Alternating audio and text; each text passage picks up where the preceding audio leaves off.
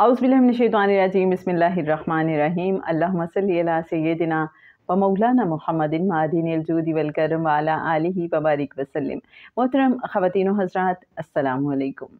करीम आका सल्लल्लाहु अलैहि वसल्लम की मेहरबान मंजूरी के बाद लिखी गई किताब मोहम्मद रसूलुल्लाह सल्लल्लाहु अलैहि वसल्लम के साथ आपकी खिदमत में हाजिर हैं। किताब के मौलिफ हैं जनाब ख्वाजा शमसुद्दीन अज़ीमी साहब, और इस किताब में जो कुरान पाक में किस्से अम्बिया के बयान किए गए हैं, उनमें क्या राज हिकमतें हैं, क्या फार्मूले हैं, क्या कवानीन हैं और उनमें हमारे लिए क्या लेसन्स हैं, वो सब हम समझने की कोशिश करते हैं। और इस हवाले से एवरी थर्सडे रात 9 बजे हमारा लाइव सेशन होता है इत्तिसालुन नबी सल्लल्लाहु अलैहि वसल्लम के नाम से। आप भी उसमें शामिल हो सकते हैं। इसी वीडियो के डिस्क्रिप्शन में आपको हमारे व्हाट्सएप ग्रुप का लिंक मिल जाएगा। हज़रत यूसुफ़ अलैहिस्सलाम का किस्सा आइए कंटिन्यू करते हैं। एहराम की बात हो रही थी, तो एहराम की जो मखसूस बनावट है और ज़ाविया है, आइए सबसे पहले उस हवाले से देखते हैं कि जनाब ख्वाजा शमसुद्दीन अज़ीमी साहब क्या फरमाते हैं। मुस्तामिल रियाजी की जमा तफरीक और ज़रब तकसीम से कायनाती हक़ाइक़ तक रसाई के अलावा इस इमारत के तूलो अर्ज़ और ज़ावियों की ठीक ठाक ज्योमेट्रिकल पैमाइश में भी हैरत अंगेज़ असरार पोशीदा हैं। माहिरीन फ़न तामीर बताते हैं कि एहराम से ज़्यादा मजबूत कोई और ज्योमेट्रिकल शक्ल नहीं है। एहराम की सारी पुरअसरारियत इसकी मखसूस बनावट और ज़ाविये में है, जिसके असरात इसमें मौजूद अशिया का पानी खुश्क करके उन्हें गलने सड़ने से महफूज कर देते हैं। तजुर्बात से साबित किया जा चुका है कि खाने की अशिया एहराम में सड़ने की बजाय ठोस और हुज्म में कम हो जाती हैं और उनका जायका बढ़ जाता है।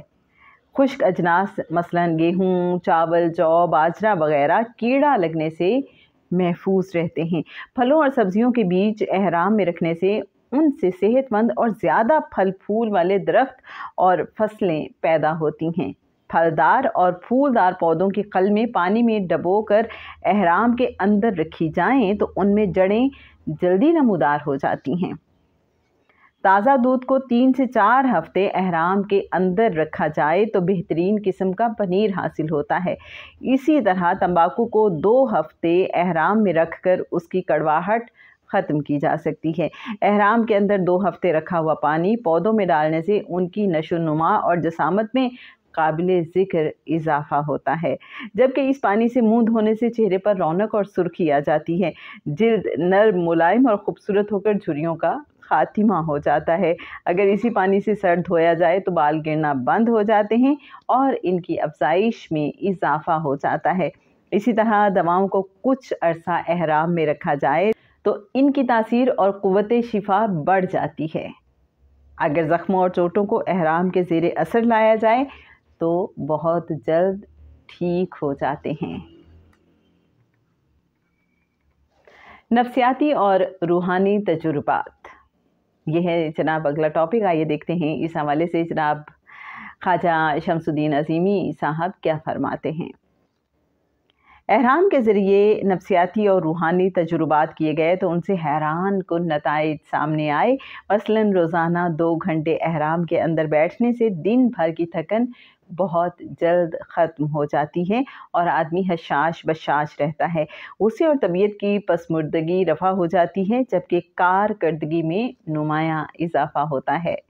एहराम के अंदर सोने से कम वक्त में नींद पूरी हो जाती है और बेदार होने पर ज़्यादा फरहत और ताकत महसूस होती है, जबकि इस दौरान ख्वाब साफ़ और वाज़ेह नज़र आते हैं, जो कि बेदार होने पर भी हाफिज़े में महफूज रहते हैं।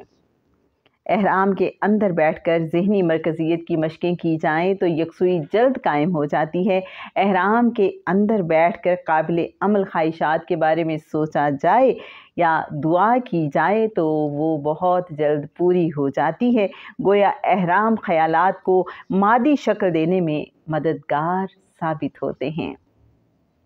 पिरामिड के خواص اور افادیت کے پس پردہ کام کرنے والے میکنزم کا کھوج لگانے والے سائنسدان کہتے ہیں کہ اہراموں پر تحقیق کے دوران ان کے اندر سے ملنے والی اشیاء کے سائنسی مشاہدے اور تجزیوں سے یہ بات ثابت ہو چکی ہے کہ کوئی آرگینک میٹر اہراموں میں رکھا جائے تو اس کا کچھ نہیں بگڑتا، کیونکہ اہرامی شکل کے اندر نابیدیت یعنی ڈی ہائیڈریشن حنوتیت کا پیچیدہ عمل ظہور پذیر ہوتا ہے۔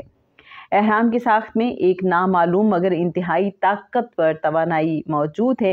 یہ مخروطی شکل برقی مقناطیسی لہروں کو اپنی جانب کھینچ لیتی ہے اور اس کے اندر کاسمک ریز کا ذخیرہ ہو جاتا ہے۔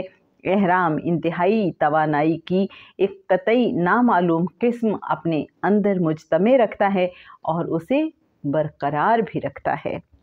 ایک روحانی محقق کا کہنا ہے کہ ہر مادی شے میں سے مسلسل برقی مقناطیسی توانائی کی لہریں خارج ہوتی ہیں، چاہے وہ شے جاندار ہو یا ایسی شے ہو جسے بے جان قیاس کیا جاتا ہے۔ اہرامی شکل سے الیکٹرک اور میگنیٹک توانائی کی لہریں خارج ہوتی ہیں۔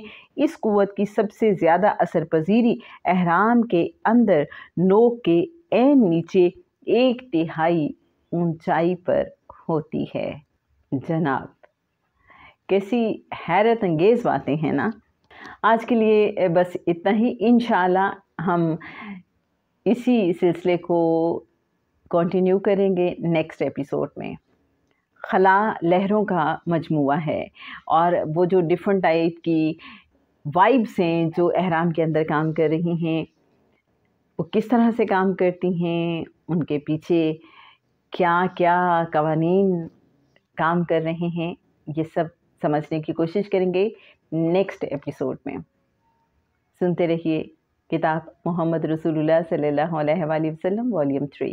اللہم صلی علی سیدنا و مولانا محمد معدن الجود والکرم وعلی آلہ وبارک وسلم۔